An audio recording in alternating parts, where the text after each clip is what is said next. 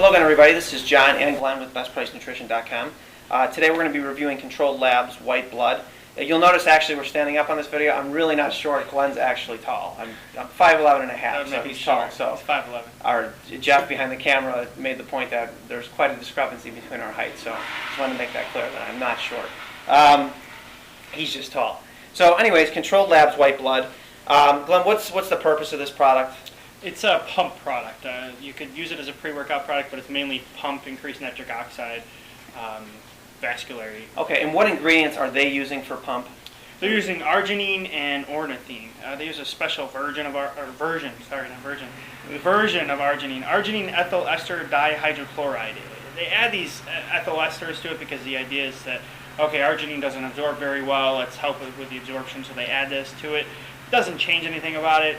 Again, if you watch our videos in the past, arginine, its intended goal on paper or in theory is that it lends itself to increasing nitric oxide or converts it into And I think the regular form does absorb okay if taken on an empty stomach. It's just that, like you said, it just doesn't work in terms of increasing nitric oxide. That's kind of the idea. Like you said, in theory, if you looked on paper, you'd say, oh wow, that'll increase nitric oxide, but it's seemed to be rate limiting so far. So yeah, the body produces an enzyme that'll inhibit that from happening called arginase. So and as a result, companies have come out with things with arginase inhibitors, thought being, okay, if we block that, then then we'll get nitric oxide production. But those have also been found to be rate limiting, and it all boils down to the fact that your body wants to maintain homeostasis or balance. So there's always going to be some negative feedback loop there that's preventing that from happening. So there may be an ingredient that comes out in the future that does increase nitric oxide. It's just that there isn't one out that has a significant effect at this point. Exactly. In spite of a lot of anecdotal, or we know plenty of people who say, I took this, I got pumped, and you got to pump on your own. Yeah, it's in your head, or you worked out hard. So. Mm-hmm. Yeah, the other ingredient is ornithine. Again, they add the ethyl ester dihydrochloride to it. Ornithine has been studied with arginine for years, mostly because they're saying it can help with increasing growth hormone production. But in this case, it's here because they're thinking that it's going to lend itself to nitric oxide production. Mm-hmm. But again, we've explained it, it's rate limiting. It's just not going to happen in the body. And then the other ingredients in here, if you look, like when I first looked at them, I said, oh wow, I wonder what these are in here for. And then, upon revealing itself, it's basically they're antioxidants, because the thought is nitric oxide levels go up, that can increase free radicals. So you want to have antioxidants to help neutralize free radicals. And there's actually some decent antioxidants in here. It's just we don't quite know how much of each one is in there because it is a proprietary blend. So yeah, the proprietary blend is 2,000 milligrams or 2 grams per 3 capsules. So I mean, if you got antioxidants like alpha lipoic acid, or specifically it's potassium. They're using the potassium RALA, which is actually a good form, be it the potassium or the sodium stable form, because you're getting 100% of the R isomer. When you see just regular alpha lipoic acid, that's a racemic mixture, so it's a 50-50 blend, and it's found that the R isomer is the one that your body actually absorbs. We don't know what the dosage is. It can be neuroprotective. It can be an insulin mimetic. Mm-hmm. That's not what it's in here for, at least not the intended purpose.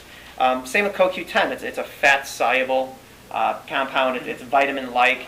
It can be also neuroprotective. There's a lot of research on CoQ10 in terms of its ability to help with cardiovascular health of elderly people, but not really much in terms of young athletes. You don't see looking for ergogenic effects. Not much at all. Most of it, like John has said, done on older people, and specifically for heart protection. And part of the problem, from what I gathered from reading a lot of the researches in the past, CoQ10 is not the most easily absorbed compound, but they've come out with forms more recently, like ubiquinol, which tend to absorb better. So some of the research is getting a little bit better in terms of building up levels of CoQ10 in the body. It's got to accumulate in the body. It's fat soluble, so it's something you'd want to take with food in order for it to absorb. The problem is that the main ingredients in this, the arginine and the ornithine, the thought is I think you'd want to take those on an empty stomach. I'm not sure that's what they recommend, but that's typically, but again, they're not really going to do what they're purported to do, at least to date, based on research. We can't really say that they do. So. Yeah, and then they add some lutein, folic acid, selenium, zeaxanthin, cryptoxanthin, and alpha-carotene. Yeah, there's some carotenoids inside, which is what there. Those are. Mm-hmm. And those are, more antioxidants, basically. Antioxidants. I mean, there was one ingredient we forgot, which was taurine. It's in there. They're saying is that it's going to help with drawing water into the muscles, so that may help with a pump. How well that works, I'm not sure. I don't see much. You see taurine in a lot of like energy drinks and things like that, specifically Red Bull. I know taurine's popular in there because of its purported energy effects.